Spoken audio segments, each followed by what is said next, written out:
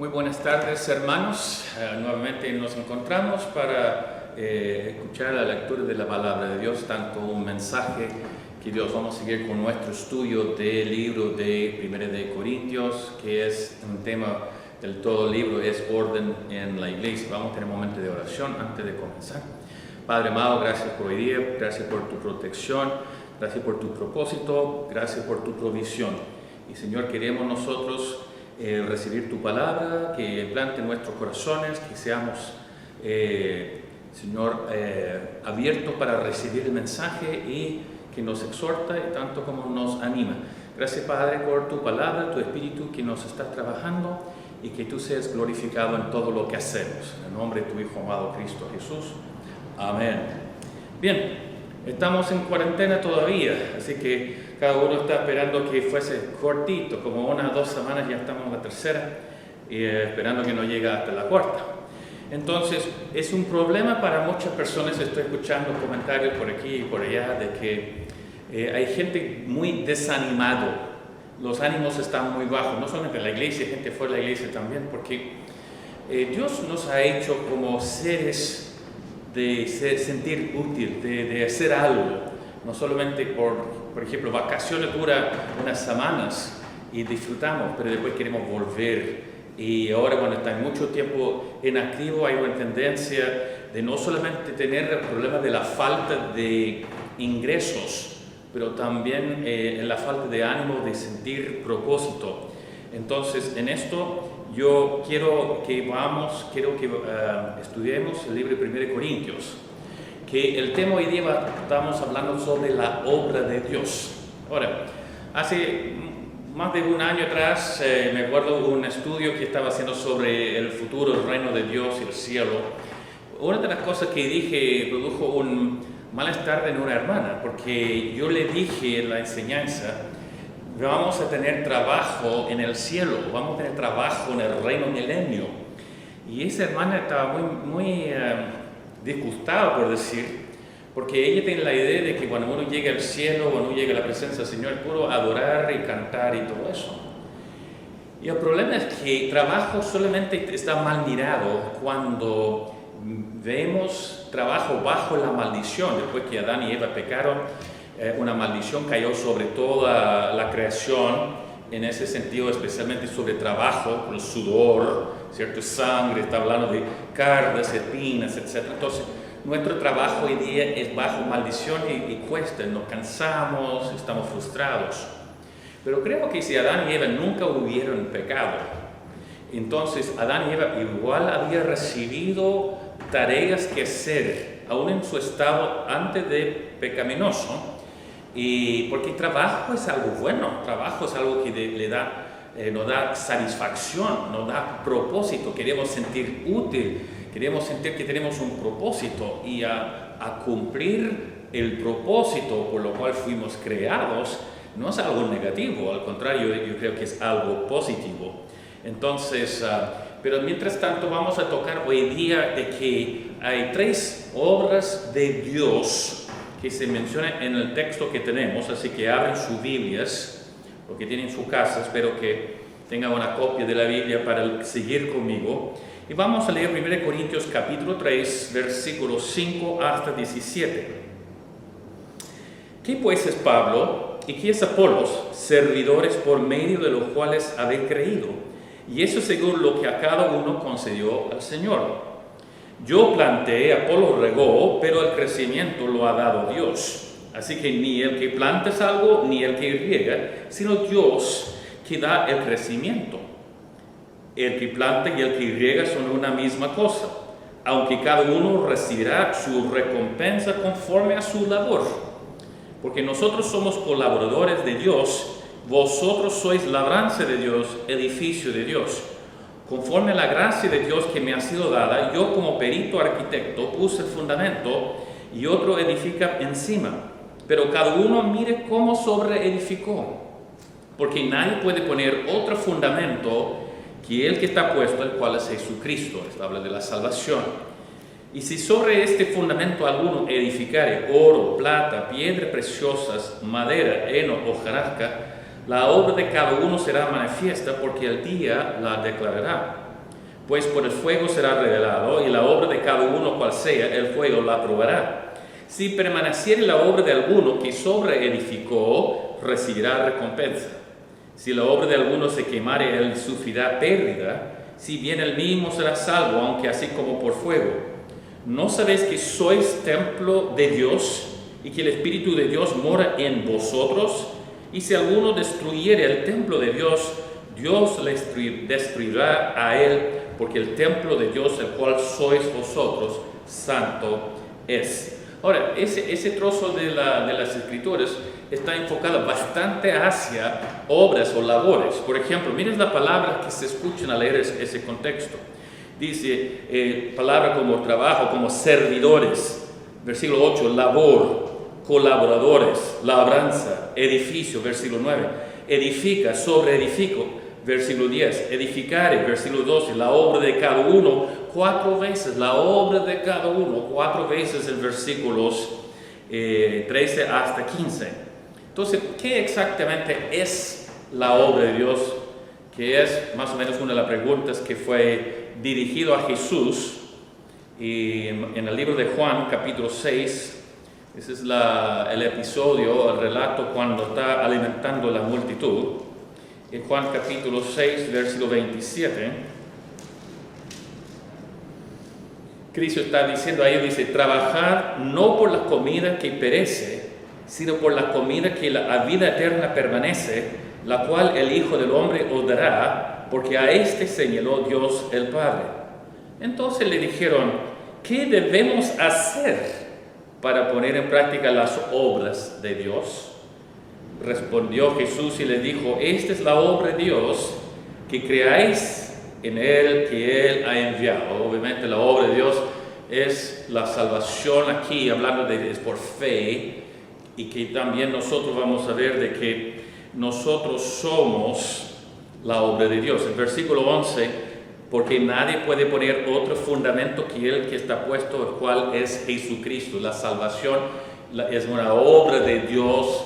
En el momento que no somos salvos por obras, Efesios 2, 8 y 9, y somos salvos para obras, pero no por obras, y resulta que muchas veces nosotros pensamos de que para hacer las obras de Dios es actividad. Entonces voy a mencionar la primera de las 3 obras de Dios, contando una vez cuando vivía en La Serena todavía. Mi señora un día tuvo un fuerte dolor en su pierna y después de esperar un tiempo, al final no aguantó más el dolor, así la llevamos al médico, a la urgencia, y resulta que ella tuvo un trombosis venosa en su pierna y fue bastante grave porque parte también llegó hasta el pulmón. Así que el médico la dio también restricciones, más que una cuarentena, tenía que estar acostado absoluto 40 días.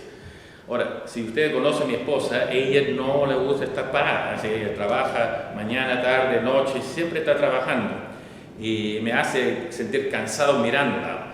Pero imagínense mi señora 40 días ahí acostada en una cama, no puede hacer nada, no había computadores para usar ni nada de en estilo, así que estaba 40 días nada más quizás escuchando un poco la televisión o quizás leyendo un poco la palabra, y resulta que ella se sintió muy desanimada, y me acuerdo que yo tuve que mostrarle que no solamente hacemos la obra de Dios, sino que somos la obra de Dios. Cada hijo de Dios es una obra de Dios. Entonces, uno de mis versículos favoritos que uso en muchos sermones es Filipenses capítulo 1 y versículo 6, que dice que el que comenzó en vosotros la buena obra la perfeccionará hasta el día de Jesucristo.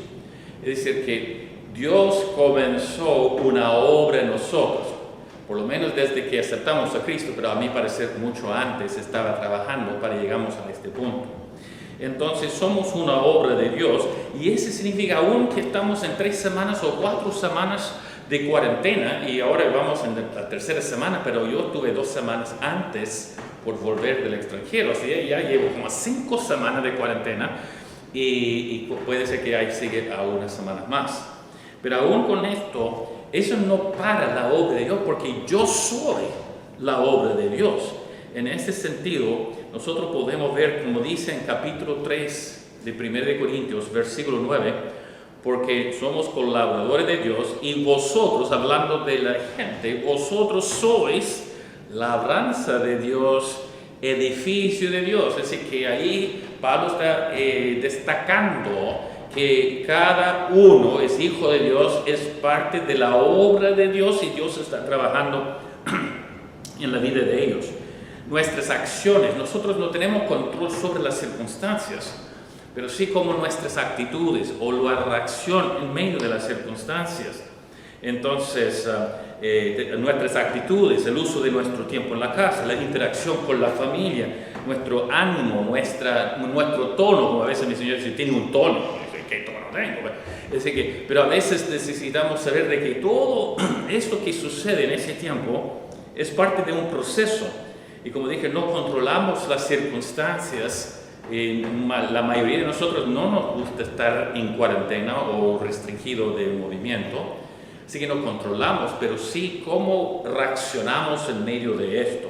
Así que volviendo a otro de mis pasajes favoritos, Romanos 8:28, dice lo siguiente: y sabemos que a los que aman a Dios, todas las cosas les ayudarán bien. Eso incluye cuarentena. Y esto es a lo que conforme a su propósito son llamados. Así que somos obra de Dios. Hay un propósito Dios está haciendo en mi vida, independiente de mis obras, independiente de mi ministerio, independiente de lo que estoy haciendo. Yo mismo soy una obra de Dios. Porque el versículo 29 dice, porque a lo que antes conoció también los predestinó para que fuesen hechos conformes a la imagen de su Hijo, a Cristo. Entonces, Dios está conformándonos con los cambios en nuestra vida, puliendo, lijando, a veces golpecitos, todo, así como a veces digo alfarero, a veces yo digo escultor. Dios está haciendo una obra de arte en mi vida, con una labranza de Dios, un edificio de Dios. Yo estoy siendo parte de esa obra de Dios que Él está haciendo. Ahora, con esto, a veces tenemos frustraciones en nuestros planes. La mayoría de nosotros ya tenemos una idea. Yo fui a Estados Unidos en enero y tenía todo programado, en cada fecha, donde lugar, donde alojar, el arriendo de vehículo, todo iba a llegar hasta mayo, cuando de repente, a partir de abril, la cosa está tan grave en el sentido de que hay tanta en Estados Unidos como acá, que yo tuve que cortar un mes anticipado de mi viaje de vuelta y todos mis planes. Tuve que cancelar algunas iglesias, ellos me cancelaron a mí y tuve que volver anticipado a Chile. A veces nosotros estamos frustrados en nuestros planes, pero en verdad Dios no está frustrado. Nunca va a haber la cara de frustración o estrés en Dios. A mirar a Dios vamos a ver que siempre todo está bajo control. Anoche, conversando con los jóvenes, usé una ilustración cuando viajaba de Santiago a La Serena en una avioneta y de repente la semana anterior había una caída de avioneta, la misma línea, no el mismo avión, pero por lo menos la misma línea, el mismo trozo, el mismo vuelo. El avión tuvo un accidente aéreo allá y chocó en la montaña, en la cordillera. Entonces ahora yo estoy la semana después viajando y con cierta anticipación, cierta ansiedad, perdón, y resulta que de repente estoy mirando allá en la cabina donde está el piloto, copiloto, y de repente hay una alarma que está allá en el tablero así, y así, y me acuerdo que en ese momento mi corazón empezó a latir al mismo ritmo de la alarma, así. Entonces empezamos a ver qué iba a pasar, estaba mirando quién está sentado al lado de la salida de emergencia y todo esto, cuando decidí, no, voy a mirar al piloto. Si yo veo que el piloto es tranquilo, yo voy a estar tranquilo. Si yo veo que el piloto está en pánico, ahí estoy en pánico. Entonces, no, pero el piloto, alguna switch, se terminó la alarma y llegamos sin novedad, sin problema. Lo mismo yo digo, cuando yo veo a Dios nervioso, cuando veo a Dios estresado, cuando veo a Dios no sabe qué va a hacer, ahí voy a ponerme en pánico. Mientras tanto, mientras que el Señor de mi vida está tranquilo, marchando las cosas como Él quiere, económicamente, anímicamente, en mi familia, con mis hijos. Yo voy a quedarme tranquilo. Pero aquí viene el problema. Es que muchas veces no es problema que sucede a nosotros, son problemas que suceden a nuestros seres queridos. En caso mío, con mis hijos. ¿Cuántas veces mi hijo o mi hija está en dificultades y yo estoy haciendo todo, moviendo tierra y mar para que yo pueda solucionar el problema para mis hijos? Cuando Dios dice, no, David, no. Ellos tienen que enfrentar sus problemas también. Confía en mí.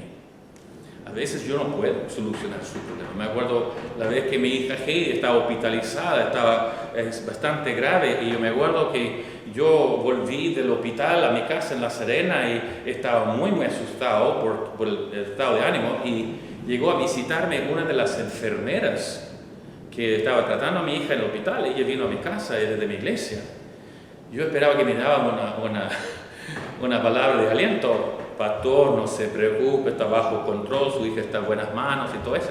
Eso es lo que esperaba, pero no. Ella llegó llorando, pastor, no sé qué va a pasar, la hija está mal. Y yo tuve que tranquilizar a la enfermera que estaba trabajando con mi hija. Así que una vez que se fue, yo me acuerdo, fui al patio atrás de la casa, en la oscuridad, y empecé a orar. Y eso es lo que yo me acuerdo, era mi oración. Dije, Señor, yo amo tanto a mi hija, pero yo también me doy cuenta que tú también amas a mi hija. Y Señor, no hay nada que yo pueda hacer en el momento, pero tú tienes todo a su disposición. Así que, Señor, parece que yo voy a tener que confiar en ti, que yo soy una obra de Dios, está trabajando en mi vida a través de la enfermedad de mi hija, pero también está trabajando en ella, mis hijos con problemas económicos y lo demás. Así que en ese caso hay que tener paciencia y hay que dejar que Dios trabaje también con la gente que nos está rodeando. Hay lo que se llaman en Estados Unidos padres helicópteros, porque están como un helicóptero arriba de los hijos y están tratando de controlar cada cosa que está sucediendo en la vida de sus hijos, no permitiendo que los hijos puedan tomar sus decisiones y vivir su vida. Y son ellos muchas veces los niños que cuando llega a cierta edad, ¡pum!, se van de la casa, quieren libertad. Entonces, ¿qué estoy diciendo? Estoy diciendo, nosotros somos obra de Dios. Y muchas veces la obra de Dios requiere una de las herramientas que Dios utiliza, que es el tiempo, que significa paciencia. Me acuerdo cuando estuve aprendiendo español con mi señora. Pensaba mi señor, yo nunca vamos a poder aprender. Nos falta todavía, entiendo, pero nunca vamos a aprender. Nunca voy a entender cuando alguien me está hablando. Nunca voy a poder comunicarme en la palabra de Dios. Y uno se desanima, pero requiere tiempo. Se dice cuando Dios quiere un zapallo requiere un año, pero cuando quiere un roble como 100 años. Dios necesita usar tiempo que produce cierta paciencia en nuestra vida. En esa paciencia vemos, por ejemplo, en Romanos capítulo 5, versículo 3.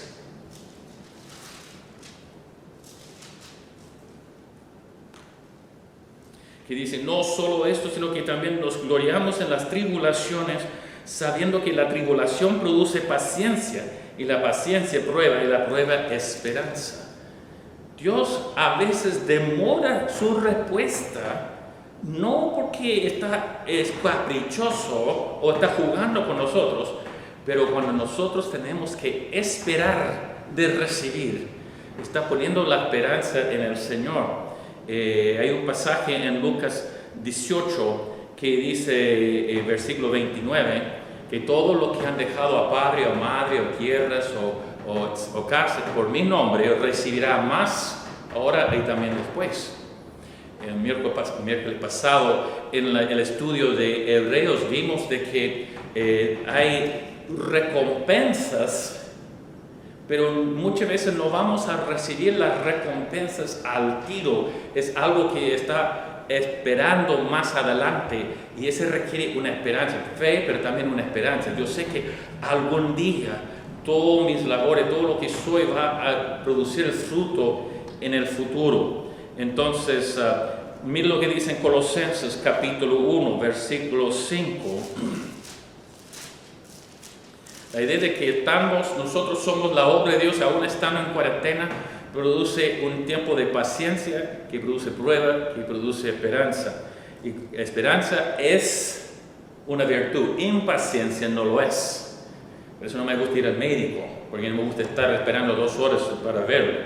Entonces, prefiero sufrir solo en mi casa, ¿no? Pero lo que pasa es que impaciencia no es una virtud, esperanza sí. Entonces dice Colosenses 1 y versículo 5, dice: a causa de la esperanza que os está guardada en los cielos, de la cual ya habéis oído por la palabra verdadera del Evangelio. Es decir, que mi esperanza, el fruto de mi vida está esperándome. Después dice en 1 de Tesalonicenses capítulo 1, también versículo 2, damos siempre gracias a Dios por todos vosotros, haciendo memoria de vosotros en nuestras oraciones, acordándonos sin cesar delante del Dios y Padre nuestro, de la obra de vuestra fe, del trabajo de vuestro amor y de vuestra constancia en la esperanza en nuestro Señor Jesucristo. La carta siguiente, segunda de Tesalonicenses, dice capítulo 1, versículo 4,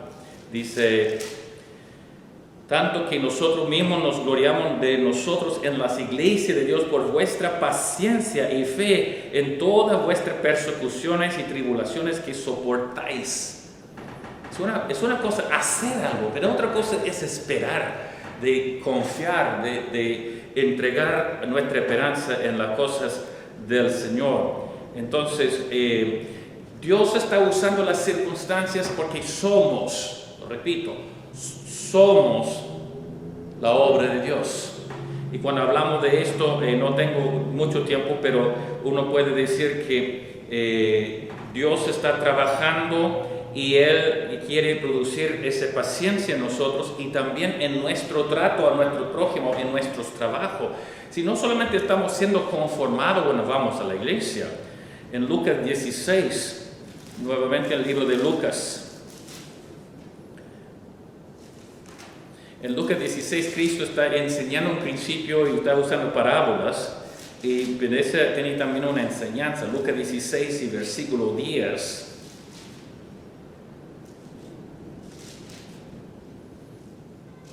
Y dice lo siguiente: el que es fiel en lo muy poco, estamos hablando quizás alguien que en su trabajo está usando dinero, el que está con responsabilidades en lo secular de su trabajo, dice, el que es fiel en lo poco, también en lo más es fiel. Y en el que de muy poco es injusto, también en lo más es injusto. Pues si en las riquezas injustas no fuisteis fieles, ¿quién os confiará lo verdadero? El trato de nosotros usamos en ser honesto, no en trabajo, en la empresa. Dios está mirando porque somos obra de Dios, está trabajando en nuestra vida, puliendo, lijando, martillando, limando, todas esas cosas Dios está trabajando, lo cual uno de estos es tiempo sentado. Y si en lo ajeno no fuiste fieles, ¿quién nos dará lo que es vuestro? Después dice, ningún siervo puede servir a 2 señores, está hablando de dinero o Dios. Entonces, ya sabemos de que somos la obra de Dios individualmente. Sin embargo, cuando Dios está salvando una persona a lo largo de nuestro Nuevo Testamento, en cada caso, el propósito es no solamente salvar, es tener un discípulo y ponerlo adentro de una colectividad de hermanos que nosotros llamamos una asamblea, una iglesia. Cristo dijo, edificaré mi iglesia y la puerta de Hades no prevalecerá contra ella. Entonces, por ejemplo, en Hechos 2, versículos 40 y 42, y todo lo que recibieron la palabra de Dios fueron añadidas, ¿a qué? A la iglesia. Dice el libro de Mateo 28, 19, dice, id a todo el mundo a ser discípulos. No dice, hay que evangelizar, dice, a ser discípulos, bautizándolos en el nombre del Padre, del Hijo y del Espíritu Santo. Entonces, la segunda obra de Dios, la primera obra de Dios que vemos, es el individuo. Yo soy obra de Dios, tú eres obra de Dios, pero también colectivamente como iglesia. La iglesia también es la obra de Dios, hablando colectivamente. Volviendo a 1 Corintios 3, versículo 5. ¿Qué pues es Pablo? ¿Qué es Apolo? Servidores por medio de los cuales habéis creído, y eso según lo que a cada uno concedió al Señor, Yo planté, Apolo regó, pero el crecimiento lo ha dado Dios. Eso puede ser crecimiento en calidad, en crecimiento, pero también en cantidad en cuanto al crecimiento de la obra. Así que ni el que planta es algo, ni el que riegue, sino Dios que da el crecimiento. Entonces está hablando aquí, hasta el versículo 8, está hablando sobre la colectividad. Versículo, más específicamente en versículo 9, porque nosotros somos colaboradores de Dios. Apolo, está hablando de Pablo, etc. Más vosotros, fíjense, no es tú, vosotros. Ahí de esta parte en adelante está hablando de la iglesia. En ese sentido, vosotros, plural, vosotros sois labranza de Dios. Vosotros, plural, sois edificio de Dios. No dice vosotros sois edificios de Dios, sino vosotros, plural, edificio. Vosotros, plural, labranza. Y vamos a ver lo mismo un poquito más abajo. La importancia de la iglesia como obra de Dios es el tema de todo el libro de 1 Corintios, que es orden en la iglesia. Entonces, ¿qué dice después? El templo de Dios, el cual sois. Templo singular, sois. Ahora, nosotros sabemos en capítulo 6 está hablando que cada cuerpo es un templo del Espíritu Santo, pero aquí, en esta porción, el templo está hablando de la iglesia. Ahora, ojo, yo soy culpable, yo creo que la mayoría son de decir, mi amor, yo voy a la iglesia. ¿Cuántos han dicho, yo voy a la iglesia? Y sabemos técnicamente no es verdad eso, porque la iglesia no es el templo, la iglesia no es el edificio, no es como 3211 Playa Brava. La iglesia somos nosotros, la gente de la iglesia, no la estructura. Así que seamos aquí o en nuestras casas, seguimos siendo obra de Dios o la iglesia. Pero Dios coloca en el Nuevo Testamento tanta importancia en la iglesia local. Para mí es lo sumamente importante, y vengo a Chile para establecer iglesias locales. No solamente evangelizar, sino establecer iglesias, discípulos, bautizando, enseñando, preparando pastores, empezando otras obras. La idea de Dios siempre está usando en el Nuevo Testamento la iglesia local. ¿Sabe? En la Biblia, en el Nuevo Testamento, la palabra eclesia, iglesia, se encuentra 115 veces. 115 veces, y más de 100 de los 115 está hablando específicamente de una iglesia local, con pastores o ancianos si quiere llamarlo, pastores, con congregaciones. Y vemos que, por ejemplo, algunas personas hoy en día quieren enfocar en la iglesia universal, que todos los cristianos pertenecen al cuerpo de Cristo. En un sentido está bien, pero eso no es un enfoque. En Hebreos 12, versículo 23, habla de la congregación, habla de la iglesia, y su primera reunión de esta iglesia universal, donde ya todos se juntan, es el día de rapto. Mientras tanto, Dios no está poniendo el énfasis en la iglesia universal, está poniendo la importancia de la iglesia local. Mire Pablo, cada carta que Pablo escribe a la iglesia de los romanos, a la iglesia de Corinto, a las iglesias plurales de Galacia, a la iglesia de Tesalónica, a la iglesia de cada vez de Filipos. Y si no, a la iglesia está hablando a individuos como pastores, a Timoteo, mi hijo de la fe, que era un pastor, a Tito también, un pastor. Y la única carta de Pablo que no fue escrita ni a una iglesia, ni a un pastor, es la carta que fue escrita a Filemón. Y sabiendo que Filemón resulta que está hablando de un individuo, un conocido, y miren lo que dice. Y dice Filemón, y a la iglesia que está en tu casa. Mira Filemón, a la iglesia que está en tu casa. Entonces, entiende que la iglesia es la obra de Dios, es la iglesia local. No solamente yo soy salvo y él es salvo y él es salvo y vamos a chatear. No, la iglesia de Dios es la obra de Dios y mucho énfasis. Vemos, por ejemplo, en el libro de Apocalipsis, a la iglesia de Filadelfia, la Odisea, Esmirna, estamos hablando de la iglesia de Éfeso, todas estas iglesias locales, cada uno es unidad, cada uno es un cuerpo de Cristo en un sentido. Entonces, en esto vemos de que como la iglesia es sumamente importante. Si va a ganar a alguien a Cristo, no termina ganándolo, tiene que traerlo a una iglesia donde va a recibir las enseñanzas y las responsabilidades.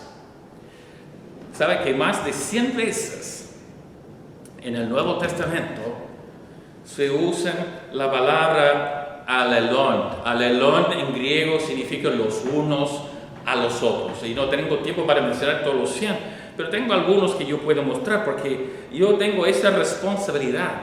Es como lo que dice en 1 de Timoteo 3:15, que dice, ¿cómo debes conducirte en la casa de Dios, que es la iglesia del Dios viviente? ¿Cómo debemos conducirnos en la congregación? Tenemos responsabilidades, el prójimo, los inconversos, pero tenemos más responsabilidades a la congregación, que dice que debemos hacer bien a todos los hombres, mayormente los de la casa de fe. Entonces dice, hay que estar en paz los unos con los otros, Marcos 9. Dice que no hay que quejarse entre ellos, Juan 6:43. Dice que hay que tener la misma mente uno con los otros, Romanos 12:16. Hay que aceptar los unos a los otros, Romanos 15:7. Hay que esperar el uno al otro antes de comer la Santa Cena, que dice en 1 Corintios 11. Es decir, que no hay que devorar los unos a los otros, hay que amar los unos a los otros, hay que perdonar los unos a los otros, hay que pacientemente tolerar los unos a los otros, hay que soportar los unos a los otros, hasta hay que saludar con un beso santo los unos a los otros, hay que aportar, hay que apoyar unos a otros. Así que la Biblia llena. ¿Cómo vamos a hacer esto si no hay una iglesia local donde podemos poner en práctica? Y a propósito, en la iglesia local, yo estoy seguro que Dios ha colocado en cada iglesia local a alguien insoportable, porque dice soportándoos los unos a los otros. A lo mejor yo soy la persona insoportable, no sé, pero la verdad es que la iglesia local es la obra de Dios colectivamente. Dice, ir a todo el mundo haciendo discípulos, bautizando en nombre del Padre y del Hijo, el del Espíritu Santo. Tanto la importancia que volvamos a 1 Corintios 3 y versículo 16, no sabéis, comienza el versículo. 10 veces en la carta Pablo va a decir, no sabéis, y siempre después va a tener una declaración indiscutible. No sabéis que, y en este caso, no sabéis, en versículo 16, no sabéis que sois templo de Dios. Sois vosotros, no está hablando individual, ahora es colectivamente. Vosotros sois el templo de Dios, la iglesia aquí. Y es importante porque está llegando abajo cuando dice cuando dice acá en versículo 17, si alguno destruyere el templo de Dios. Ahora, de nuevo, aquí es un versículo que muchas veces se usa afuera del contexto. Hay algunos que piensan que ese versículo está hablando de gente que quiere cometer suicidio. Y yo siempre digo, nada que ver. Ahora, no está hablando del cuerpo de la persona, está hablando de la congregación. Entonces, usando la palabra aquí, si alguien destruyere, y la palabra es la palabra Phepherae, difícil pronunciar en griego, 4 consonantes, pero dice que ese es alguien que destruye o corrompe. Aquí en Apocalipsis 19, versículo 2, habla de alguien que ha corrompido algo, ¿sí? Entonces ahí viene la palabra. Si alguien está destruyendo la iglesia por chisme, si alguien está destruyendo la iglesia a través de divisiones, si alguien está destruyendo la iglesia por introducir falsa doctrina, cosas de esa naturaleza, aquí es la advertencia, porque la iglesia local es sumamente importante para Cristo. Dice, si alguno destruyere el templo de Dios, Dios le destruirá a él, porque el templo de Dios, el cual sois vosotros, santo es. Ahora, no siempre la iglesia es santo en conducta, pero sí está santo en llamado. Está separado para Dios. Eclesia, llamado afuera, está separado para Dios. Es su novia, por decir. Entonces, en esto vemos de que es más que, por ejemplo, allá en la iglesia católica, ya llegar a la noche algunos está graffiti, etc., está destruyendo un edificio. Aquí no, está hablando de un ataque contra la integridad de la unidad de una iglesia que pertenece a Cristo. y lo que ataca la iglesia va a estar en el blanco de Dios para dar la retribución. Y miren, hasta el Pablo, ¿quién diría que Pablo estaba atacando la iglesia de Cristo? Claro que sí, casi todo el libro de Hechos está hablando que antes de su conversión estaba atacando. Y es muy interesante, cada cosa que Pablo hizo contra la iglesia, atacando, deteniendo y hasta llevando a gente a la muerte por su fe, cada cosa que Pablo quiso hacer a la iglesia antes de ser salvo, lo mismo sucedió a Pablo, la ley de sembrar y cegar. Pablo al final tuvo que pagar las consecuencias. Así que nosotros debemos entender entonces que hay dos cosas. Yo soy personalmente la obra de Dios, la iglesia local también es la obra de Dios, pero llegamos al mensaje que quiero en pocos minutos destacar, que es: nosotros también hacemos la obra de Dios. Capítulo 3, versículo 8 de Corintios, dice, conforme a su labor. Ahora está hablando de nuestras acciones, nuestro ministerio, nuestra participación, cosas que voy a hacer para el Señor. Y vemos que en capítulo 3, versículo 11 adelante, está hablando del tribunal de Cristo. Versículo 11 es la salvación, pero versículo 12 comienza que debo hacer ahora mis obras. Yo hago la obra, no solamente soy la obra de Dios, ahora también hago la obra de Dios. Y si sobre este fundamento alguno edificare oro, plata, piedra preciosa, está hablando de la calidad, el valor de nuestras obras en Cristo, no para ser salvo, sino porque ya soy salvo. Incluso en ese pasaje no estamos ganando nada en cuanto a salvación, ese es en cuanto a recompensas. Por ejemplo, dice el versículo 14, si permaneciere la obra de alguno que sobreedificó, si mi obra que hago para el Señor pasa la prueba, que es el fuego en el tribunal de Cristo, dice que uno va a recibir recompensas aquí, dice, no dice va a recibir salvación.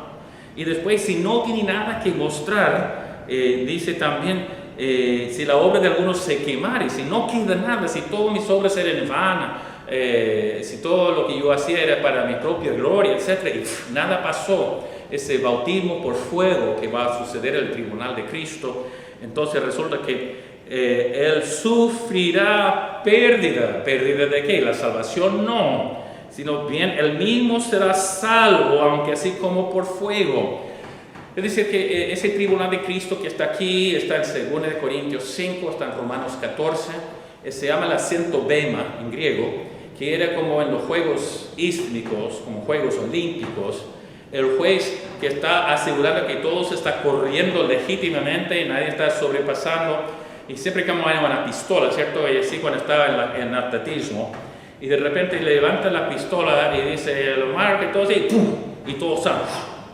Pero supongamos que hay uno que está súper ansioso así y sale anticipado. Entonces, después de disparar la pistola la segunda vez, ¡pum! ¡Pum! Significa que todo tiene que volver a ser lo demás. Eso es uno. Después, a lo marca y todo así, ¡pum! Y todo sale bien. Pero la misma persona, ¡pum!, se adelantó de nuevo. Ese es dos. La tercera vez está descalificado. Entonces ya de repente tiene la pistola así, a la barca así, y de repente dispara la pistola a la persona, igual saltó anticipadamente, así que ¿qué hace el juez? Toma la pistola y... No, eso no pasa, sino que se descalifica, ya no puede correr, ya no va a recibir su premio, su recompensa, su honor, su corona. Y eso es lo que está hablando aquí, no está hablando de salvación. Salvación no es por obras, salvación es para obras. Entonces aquí encontramos de que está hablando de el tribunal de Cristo. También dice en Romanos 14 que nosotros no debemos estar mirando lo que hace los demás, porque cada uno dará cuenta por sí mismo. Igual en el libro de 2 Corintios 5 dice Pablo de que no tengo que ver qué son mis obras, porque mis obras van a ser juzgadas por Dios, hasta las intenciones o motivos de mi corazón, es decir, la razón por qué estoy sirviendo al Señor. Ahora, ese tribunal de Cristo no debe confundir con el gran trono blanco que está en Apocalipsis 20. Ese es para todos los inconversos y ese va a decir el grado de castigo. Hay una diferencia entre en el tribunal de Cristo no damos cuenta por pecados. Nuestros pecados fueron juzgados según Colosenses. Vemos que fue capítulo 2 y versículo 13 y 14 en la cruz. Ahí se dice que todo lo que estaba en contra fue clavado en la cruz. Mis pecados ya fue juzgado. Nunca voy a dar cuenta por los pecados en el tribunal de Cristo, solamente mis obras. Entonces, soy salvo por la gracia, no por obras. El gran trono blanco, y para la gente que no conoce al Señor, ellos van a ir y estar declarado en su lugar en el lago de fuego.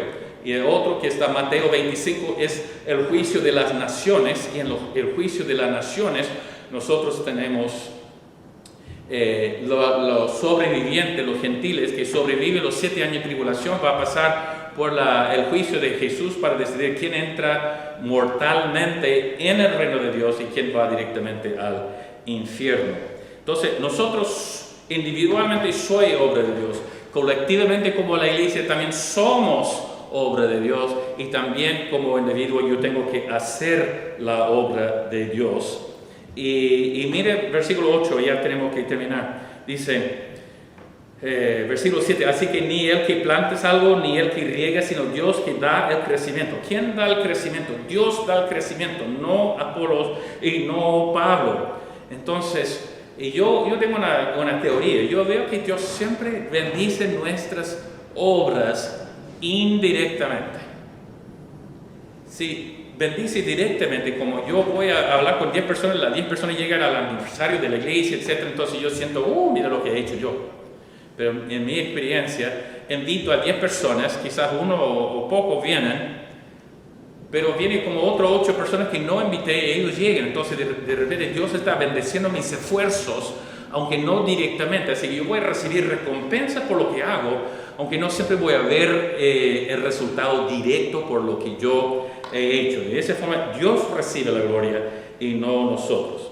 Así que la palabra siervo debe aplicar a todos nosotros. Y para terminar, busca el libro de Efesios, porque esa habla de los 3. En Efesios capítulo 4, versículo 11, vemos, yo soy la obra de Dios, nosotros somos la obra de Dios, y cada uno debe hacer la obra de Dios como un ministro o siervo. Entonces Efesios 4:11 dice lo siguiente: y el mismo Dios constituyó a unos apóstoles, otros profetas, otros evangelistas, otros pastores y maestros, a fin de perfeccionar a los santos, ¿okay? Yo soy obra de Dios, para la obra del ministerio, que es colectivamente la iglesia, para la edificación del cuerpo de Cristo. ¿Okay? Ya individualmente estoy siendo edificado, como iglesia estoy siendo edificado, y después uno llega al final, versículo 16, dice, de quien todo el cuerpo bien concertado, unido entre sí por todas las conchuturas, que se ayudan mutuamente según la actividad propia de cada miembro. Yo hago la obra de Dios.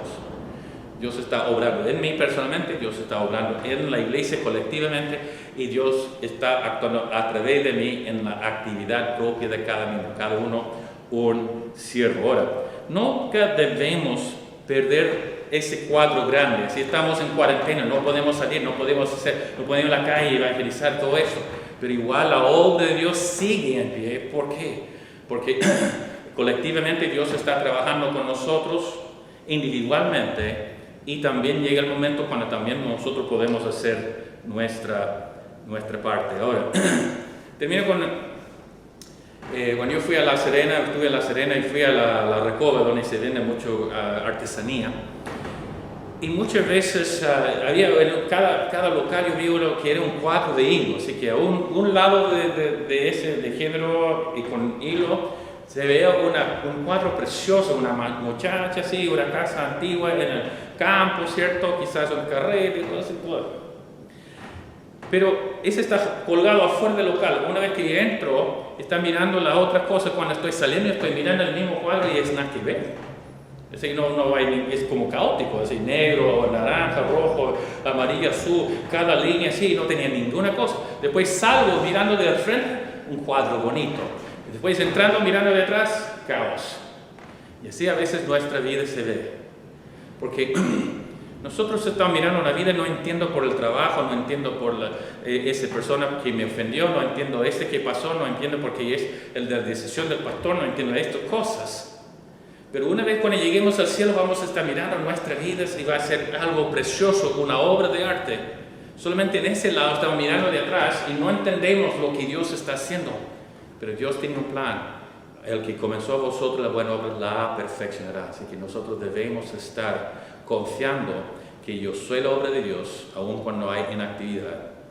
Y que cuando haya la oportunidad yo voy a ser la obra de Dios, cuidando de la iglesia que también es obra de Dios. Gracias. Que el Señor les bendiga y esperamos a la próxima vez, esperando que pronto estamos juntos nuevamente acá en la iglesia.